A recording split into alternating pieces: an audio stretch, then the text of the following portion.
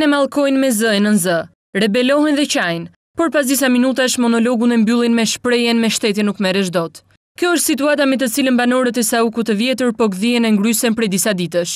Shembja e ndërtesave në zonën ku do të kalojë Unaza e Madhe është kthyer në një maks të vërtet për banorët e zonës, të cilët shohin fadromat, duke u hedhur poshtë investimin e një jete, madje edhe të trashëguar për disa brezave. U mjaftojnë pak minuta që t'u shembet dhe t'u shkërmoqet mundi e djersa.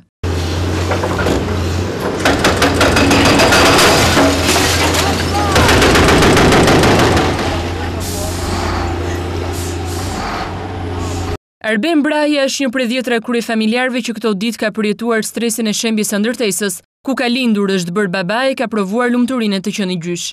Ai thotë se ka hapur një gjyq me të paditurin entin regulator të banesave, e tashmë do t'i duhet të jetojë në çadër, deri në momentin që do të ketë në dorë paratë e kompensimit, që sipas tij nuk kanë as pak vlerën që kishte shtëpia. Kjo është letra që ka ardhur në policia ndërtimore. Zoti Braja, sa pjesëtar familje? 2 kurora, çuni dhe unë. Çuni ka 2, unë ka të parë. Do jetoni një çadër që të gjithë? Ku do shkojmë për momentin, pa marrë lekët e shpronësimit, të paktën të blej një hyrje. Po nga shuma që kam në dispozicion nga shpronësimi, jeni të kënaqur? Nuk jemi absolutisht kënaqur, për këtë gjë kam hap proces gjyqësor thash, për çmimin. Se jemi njerëz, ne kuptojmë se çdo më thon urdhër. Më nxorë nga shtëpia, më streha. Me që na prishi, që ne jo se jemi ndakor që të bëhet rruga, edhe neve nuk jemi popull. Ku po na ço? Vetëm se s'na kanë vrarë me plumë lulet ballit, se kështu na ka vdek. Ndryshe nga ajo çka përjetojnë banorët e dëmtuar, kreu i Inspektoratit Ndërtimor Urbanistik Kombëtar Dem Dollapi bën me dije se 42 ndërtime do të rafshohen nga fadromat. Për sa i përket fatit të këtyre banorëve dhe se ku do të jetojnë ata deri në momentin e kompensimit, shefi i NUK thotë se kjo nuk është përgjegjësi e tij. Janë parashikuar prishin rreth 42 objekte, shërbime lokale, shtëpia banimi të natyrave të ndryshme. A keni rasur rezistencë nga banorët e zonës? Ka, her mas here ka incidente në mënyrë sporadike, por që policia e shtetit merr masa i eviton.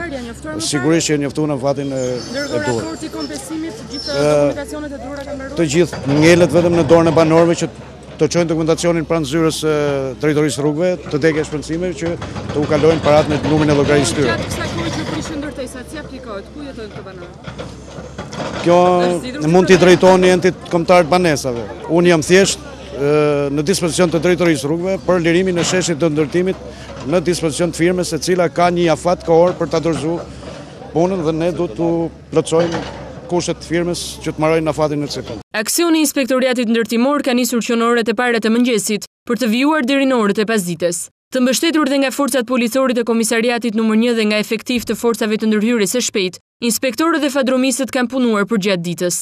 Në fund të aksionit, ajo çka ka mbetur nga vila Dykaçe të Saukut të vjetër, janë punëtorët që i japin dorën e fundit gërmadhave dhe fëmijët kurreshtar të zonës.